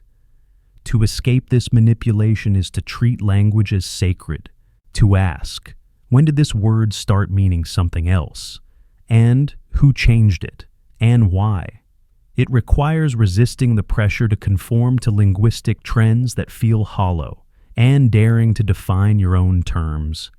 It means holding space for contradictions not as blind acceptance, but as invitations for inquiry, because if your words are no longer your own, your thoughts won't be either, and when truth becomes just another slogan, meaning itself begins to dissolve. Your special tokenization. There's a subtle kind of manipulation that doesn't silence or shame you. Instead, it flatters you. It tells you you're unique, enlightened, different from the rest. It isolates you not with force, but with praise. This is tokenization, the practice of elevating someone as a symbol while stripping away their complexity. You're not like the others, they say. You're one of the good ones. It sounds like a compliment, but it comes with a leash. You're no longer seen as yourself. You're a representative, a performance, a proof that the system is fair because you succeeded within it.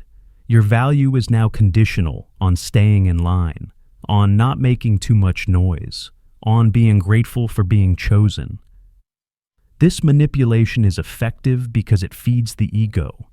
It turns recognition into a quiet form of control. If you speak out, you're betraying those who gave you a platform. If you question the narrative, you're no longer special, just another troublemaker. And so, you smile, perform, and suppress the discomfort growing inside. You become complicit in your own containment. Tokenization is not about you. It's about the people or systems using you as cover. They can point to your presence as proof of progress. Even while excluding everyone else like you, you are made to carry the weight of representation without the freedom of authenticity. You're a symbol they can celebrate, but only on their terms. To resist this trick is to notice when admiration feels a little too strategic. It means asking, am I being seen, or just being used to shield something? It means refusing to be flattened into a trophy, even when the pedestal feels high. It means breaking the spell of specialness and reclaiming the right to be messy, real, and inconvenient. Because true respect doesn't isolate, it includes, and true recognition doesn't silence dissent. It makes space for it. Learned helplessness. Sometimes the most powerful chains are invisible, not made of steel, but of silence, repetition, and resignation. Learned helplessness is a condition where the mind begins to believe that effort is pointless, even when freedom is possible. It's not about what you can't do. It's about what you've been taught not to try. It begins subtly. You're placed in a situation where your actions have no effect. You try, you fail, you try again. Still nothing changes. Over time, a quiet voice forms inside you. Why bother? Even if the rules later shift, even if the door is now unlocked, you won't reach for the handle. You've internalized the futility. This trick doesn't require a dictator. It works in relationships, workplaces, classrooms, anywhere someone learns that resistance is met with indifference or punishment. The mind adapts by shutting down the desire to change. It becomes safer to expect nothing than to face disappointment again. It becomes easier to live inside the cage than risk being hurt outside of it. What makes learned helplessness so dangerous is that it feels natural. It doesn't announce itself as manipulation. It whispers as self-protection. The person doesn't appear oppressed. They seem passive, even content. But beneath that quiet is a buried will, a memory of agency long forgotten. This isn't about weakness. It's about conditioning. And the longer it persists, the harder it is to distinguish the learned from the real. You might say, I just don't care anymore. But what if you did once, deeply, and someone taught you to stop? To break free from this trap requires more than motivation.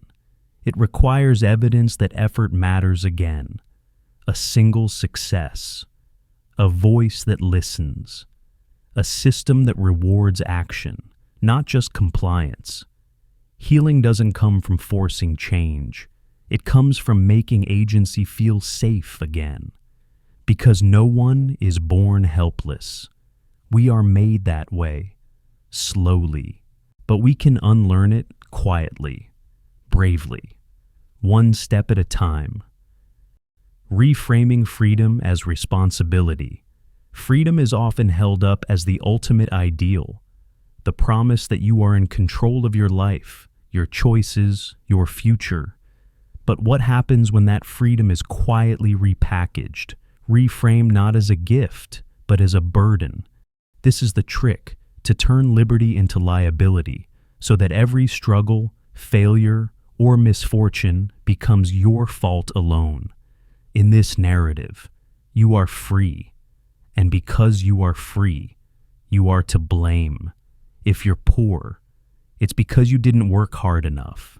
If you're unhappy, it's because you made bad choices. If you fall, it's not the system, not the structure, not the trap. It's you. Freedom, once a path to empowerment, becomes a weight you're forced to carry alone. This manipulation is seductive because it sounds like accountability. It masquerades as tough love, as honesty, but in truth, it isolates. It ignores the web of forces, economic, psychological, cultural, that shape outcomes before choices are ever made. It flattens complexity into a binary, succeed or fail, and own it all. This mindset breeds silence.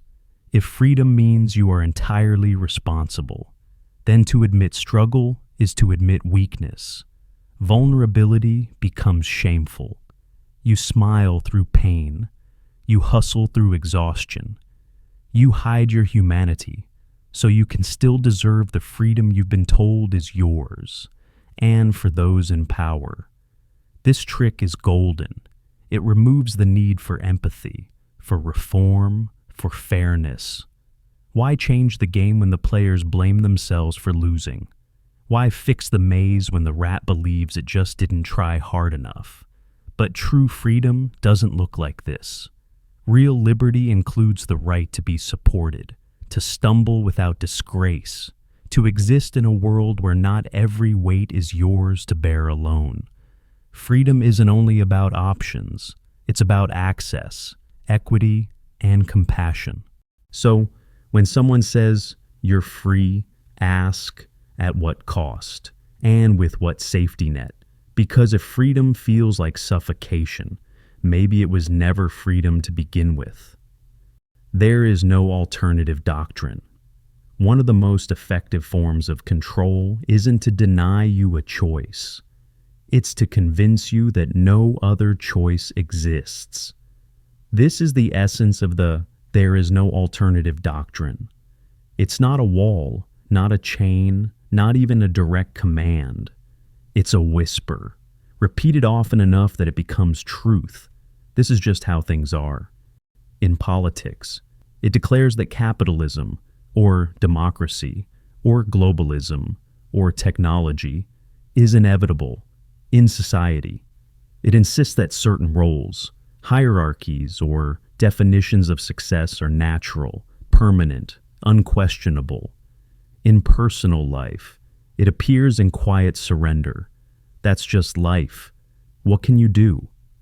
This trick doesn't require force. It breeds in repetition. News anchors, textbooks, influencers, all echoing the same model of reality.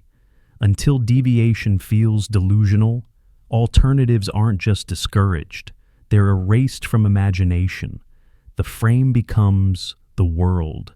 And once people believe there is no alternative, they stop asking questions. They adapt. They comply. They internalize discomfort as maturity and injustice as the price of civilization.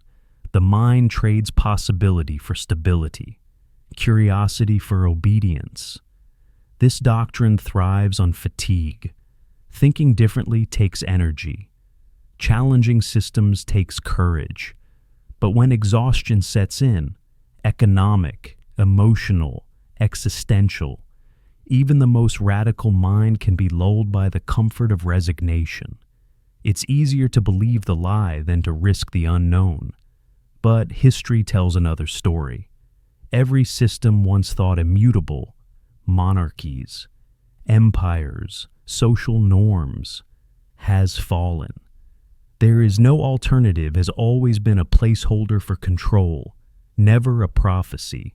The moment we begin to imagine otherwise, the illusion cracks. Freedom begins where inevitability ends.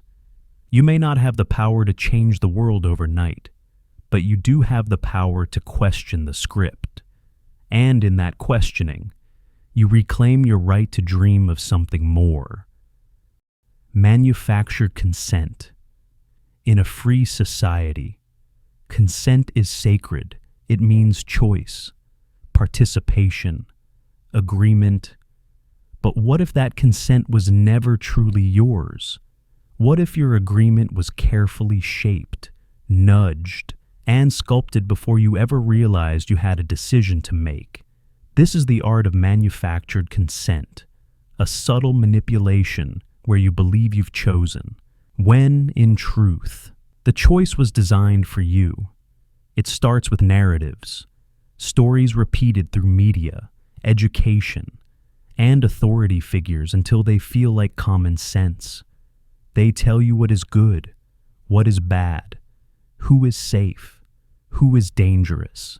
They frame the problem, filter the facts, and guide you toward a conclusion that feels like your own. But it isn't. Not entirely. Manufactured consent doesn't suppress your voice. It steers it. It gives you a set of options, all within an invisible box.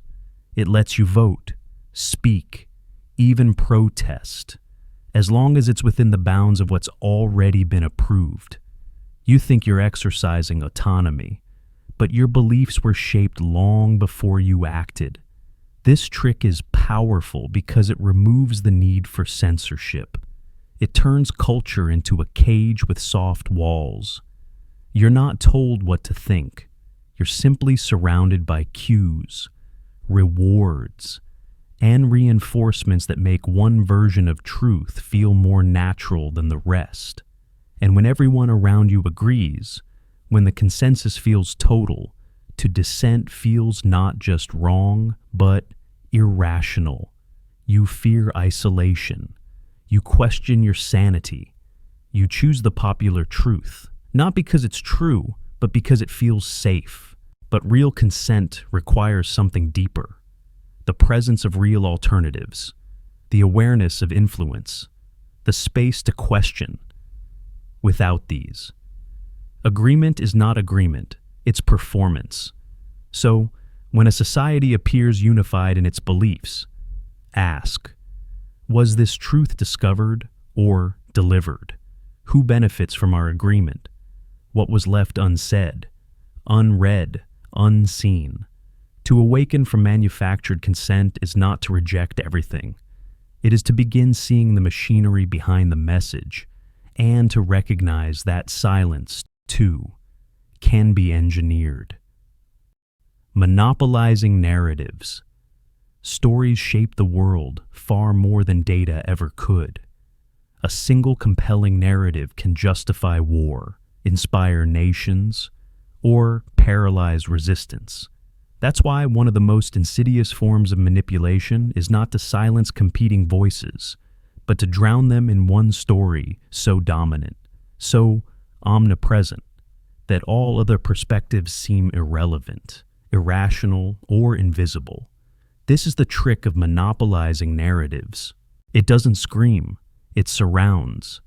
It becomes the default lens through which everything is viewed. History is rewritten, not by deleting pages, but by highlighting certain ones and ignoring the rest. News cycles orbit around the same keywords. Entertainment recycles the same arcs. Education repeats the same values. It's not censorship. It's saturation. When a narrative is monopolized, alternative views aren't attacked. They're simply not mentioned. And when they do emerge, they seem like distortions rather than possibilities. Dissent is reframed as ignorance. Complexity is reduced to slogans. And subtle dissenters often find themselves edited out of public memory altogether. This trick works because humans crave coherence. A single, unified story feels safe. It helps us categorize good and evil, right and wrong, us and them. But it's a false safety, because when only one story is allowed to breathe, truth suffocates. Monopolized narratives often wear the costume of progress or protection. We're doing this for peace. It's for the greater good. There's no time for nuance. The urgency of the moment is used to override critical thought. Fear does the rest.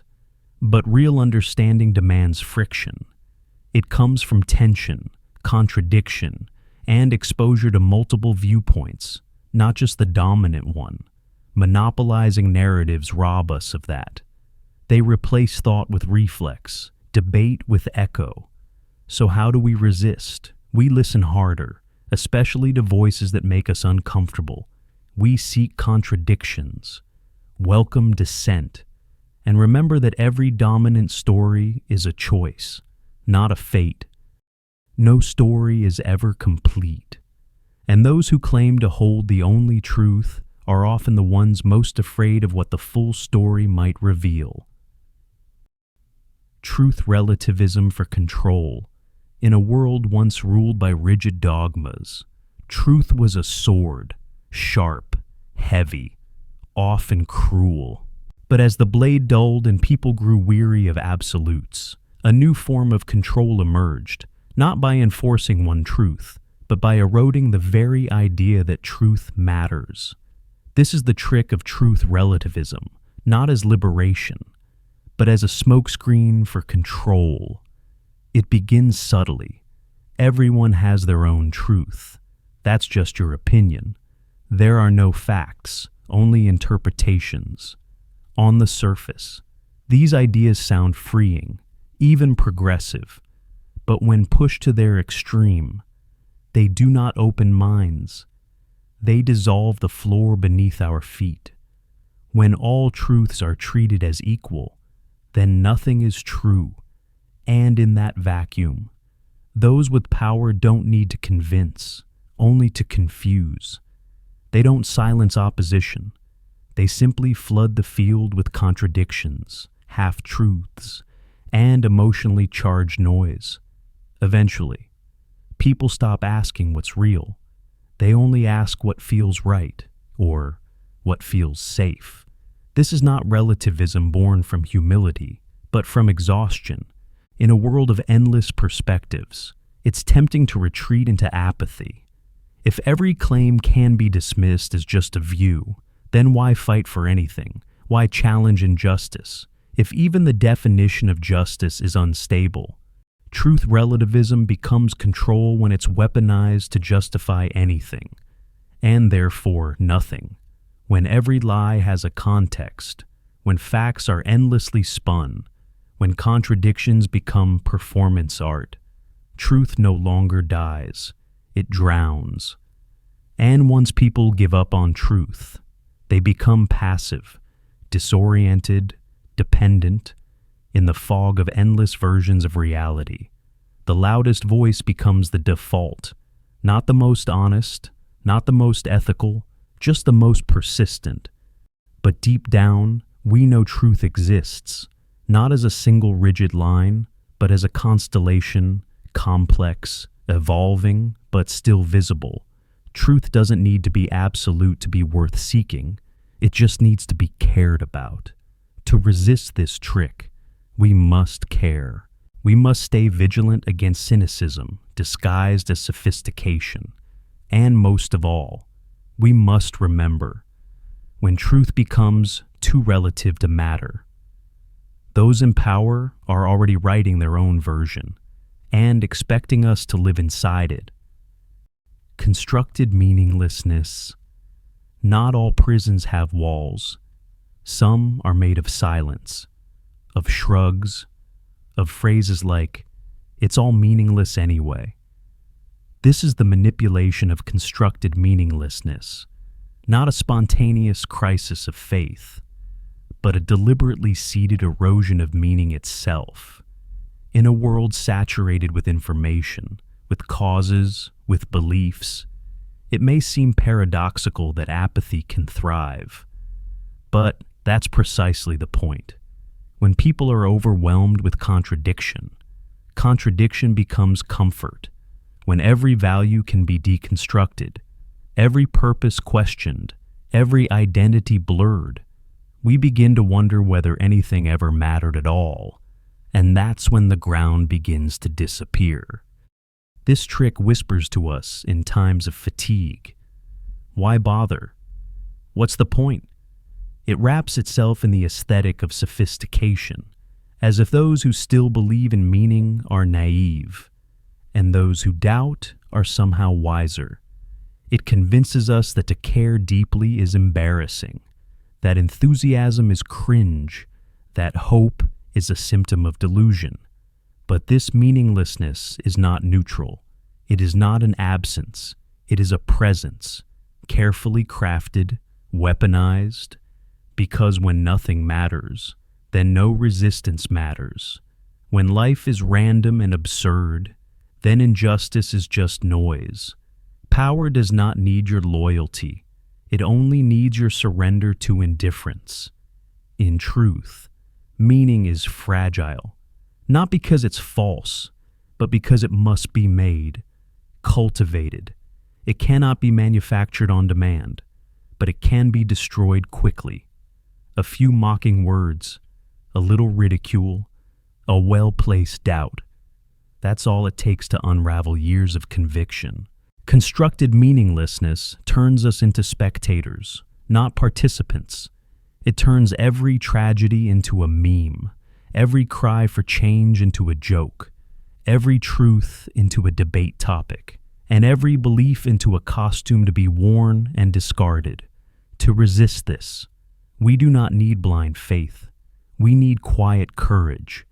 The courage to still care, even when it's unfashionable. The courage to still mean what we say, even when irony feels safer. The courage to build small meanings, fragile, personal, imperfect, and protect them. Because even in a world built to dissolve our convictions, the simple act of holding on to something, gently, stubbornly, is an act of rebellion. False dichotomy. Freedom versus chaos. It often begins with a choice, simple, stark, and urgent. Do you want order or chaos, security or freedom, structure or anarchy?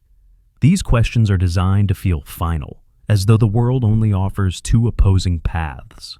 This is the false dichotomy, a manipulation that limits imagination by dividing reality into clean, binary lines. The illusion is seductive. It reduces complexity into clarity. In a world full of gray, it offers black and white, but beneath the surface. The dichotomy is not just false, it is strategic. When someone says, "You're either with us or against us," they are not inviting you into truth. They are boxing you into obedience. The trick lies in presenting extremes while hiding the nuanced middle. Freedom, we're told, leads inevitably to chaos. Chaos becomes the monster under the bed, used to scare us back into compliance. Meanwhile, those in power wrap their control in the language of protection, as though domination is a noble act of defense. This manipulation thrives in politics, in parenting, in religion, in culture. It frames resistance as destruction, dissent as madness. It teaches us that to question is to destabilize, and to destabilize is to endanger. And so, we stop asking questions. But the truth is, Freedom does not mean the absence of structure. Chaos does not mean the absence of care. Between the poles lies a spectrum of possibilities, spaces where we can breathe, negotiate, imagine. False dichotomies erase these spaces. They flatten the map. They also foster fear. When only two roads are presented, we grip tightly to the one we know, even if it is hurting us. Better the cruel order than the unknown wild. Better a predictable cage than a foggy open field.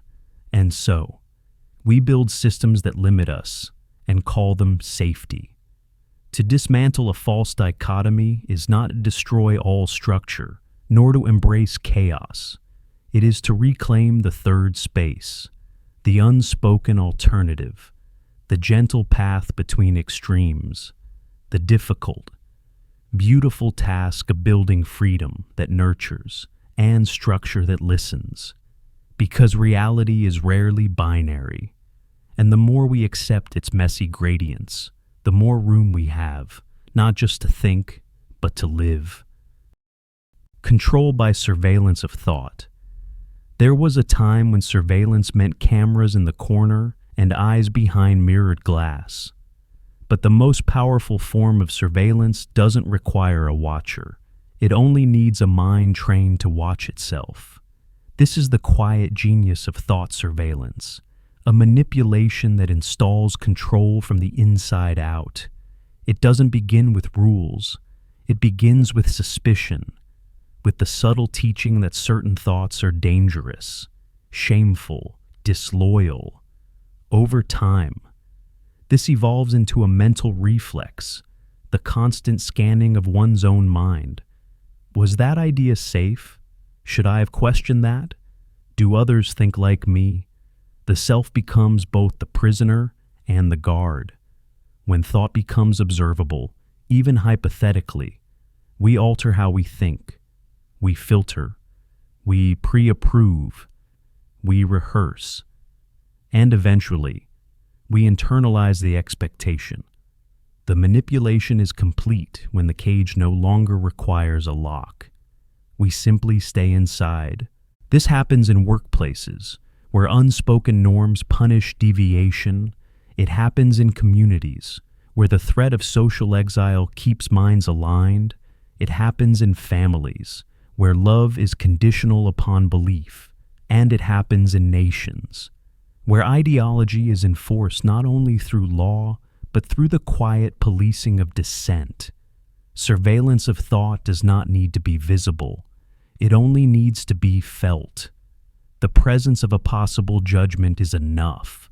The imagined audience becomes a real one, living in the corners of your conscience. You begin to shape your ideas for them. You begin to apologize before you've even spoken. And when we believe our thoughts are always being watched by others, by institutions, even by a divine presence, we learn to flatten our mental landscape. To avoid peaks of rebellion or valleys of doubt, we aim for the median. We aim to be unnoticeable. But the cost of this manipulation is vast. Curiosity shrinks. Creativity dims. The inner voice, once wild and strange and free, is replaced by echoes of what we believe we should be thinking. And slowly, the mind becomes a hall of mirrors, reflecting not what is true, but what is safe. To reclaim thought is not an act of rebellion. It is an act of return. To remember that your inner world is yours, that thinking freely is not an error to be corrected, but a right to be protected, because the most dangerous cages are the ones we cannot see, the ones we carry quietly in our minds. Repetition as reality substitution. If you say something once, it's an opinion. Say it twice, and it might be a suggestion, but say it enough times, and it becomes truth, or at least it feels like it.